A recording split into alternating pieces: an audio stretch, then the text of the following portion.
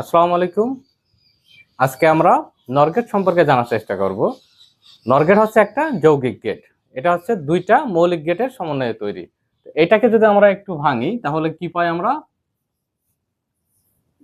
Not plus or.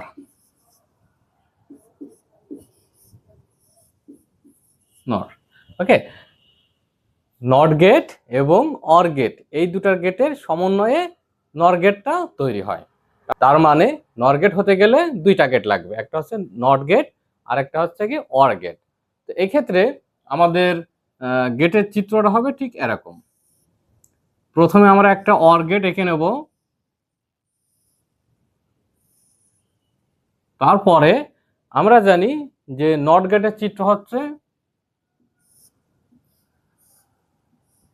ঠিক এরকম। হ্যাঁ, এখানে যদি আমরা এ দিই, এখানে আমরা এ বার পাই।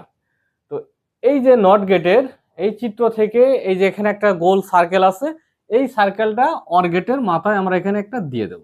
ওকে, দিয়ে এখান থেকে আমরা আউটপুটটা টেনে দেব। এখন আমাদের দুইটা ইনপুট যদি এ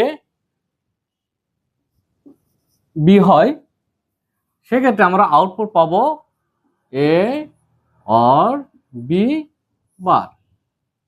নর্মালি যখন অর গেট থাকতো তখন আমাদের আউটপুট কি পাইতাম? A or B. তার মানে এই যে মাঝে প্লাস চিহ্ন এটাই থাকতো। এখন যেহেতু নট গেটের সাথে যুক্ত আছে, যার কারণে অতিরিক্ত একটা বার হবে আমাদের আউটপুটের উপরে। আমরা অর গেট করলে আমরা যে আউটপুট পাইতাম সেটা হচ্ছে কি এ অর বি। এখন এই এ অর বি এই আউটপুটটাই একটা নট গেটের ভিতর দিয়ে চালনা করলে আমরা যেটা পাবো সেটাই হচ্ছে কি নর গেট। এখন চলো আমরা সত্যক সারণের দিকে যাই। নর গেটের ইনপুট সংখ্যা কয়টা? দুইটা। এক্ষেত্রে আউটপুট কত হবে? ওই যে 2 টু দি পাওয়ার n এই সূত্রে বসালে 2 টু দি পাওয়ার 2, এক্ষেত্রে 4।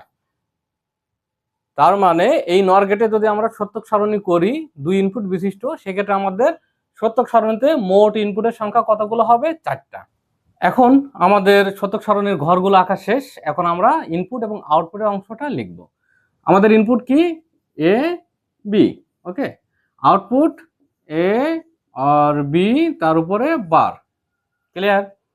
এখন ইনপুটে আমাদের কি লিখতে হবে? এই যে এখানে যে মোট পাইছে কত? 4। এই 4-এর অর্ধেক পরিমাণ 0, অর্ধেক পরিমাণ 1, তার মানে দুইটা 0 দুইটা 1 প্রথম ঘরে হবে। দ্বিতীয় ঘরে কি হবে? এখানে যে কটা 0 যে কটা 1 লাগালাম তার ঠিক অর্ধেক পরিমাণ 0 অর্ধেক পরিমাণ 1 লিখতে হবে। তার মানে এখন একটা 0 একটা 1, একটা 0 একটা 1। এখন আমরা যদি আউটপুট অংশে আসি তাহলে কি হবে? আমি অর গেট করানোর সময় তোমাদের একটা উদাহরণ দিয়েছিলাম যে দুই বন্ধু এই একটা ডাস্টার আনতে গেছে। এখন যে কোনো একজন যদি ডাস্টার আনতে যাই তাও আমি ডাস্টারটা পাবো, আবার দুইজন গেলেও ডাস্টারটা পাবো। তার মানে যে কোনো একটা 1 হলেই আউটপুট 1 হবে। ইনপুটে যে কোনো একটা 1 হলেই আউটপুট 1 হবে। এক্ষেত্রে যদি শুধু অর গেট হতো, এখানে দেখো 0 0, তার মানে কেউই ডাস্টারটা আনতে যায় নাই। তার মানে ফলাফল কি হইতো?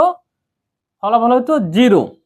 এখন আমরা 0 পাইতাম, তো এই 0কে যদি আমরা নট গেট করে দিই, এখন এখানে আমরা ইনপুটে দিচ্ছি কি 0, তাহলে আমরা এই নট গেটে আমরা কি পাবো? 1। এখানে দেখো আমরা 0 0 দিচ্ছিলাম অর গেটে, তো অর গেটের ফলাফলটা কি আসছিল? 0। সেই 0টা আমরা কি করব? একটা নট গেটের ভিতর দিয়ে পাস করব। তো এই নট গেটের ভিতর দিয়ে যখন আমরা 0টা পাস করব তখন সেটা কি হয়ে যাবে? 1। তো এক্ষেত্রে কি হবে? 1। এক নম্বরটা গেল। এখন 2 নম্বর সিচুয়েশনে আসি। তো এখানে কি দেখা যাচ্ছে? 0 আর 1, 0 আর 1, তার মানে একজন ডাস্টারটা আনতে গেছে, সেক্ষেত্রে কি আমি ডাস্টারটা পাবো? এখন আমাদের আউটপুট তাহলে কি হওয়ার কথা ছিল? অর গেট হলে 1 হওয়ার কথা ছিল। তো 1, এই 1 এখন কি হবে? এই যে আমরা নট গেটে এই 1 কে আমরা পাস করব। 1 কে পাস করলে আমরা কি পাবো? 0। এই কারণে এখানে হবে 0। দেন 3 নম্বরে 1 আর 0, এখানেও দেখো একটা 1 আছে, যার কারণে আমাদের আউটপুটে অর গেটে হতো 1।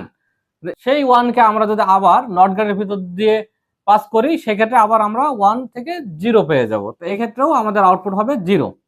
ওকে, দেন লাস্ট পজিশন এখানে আমরা আসি 1 1।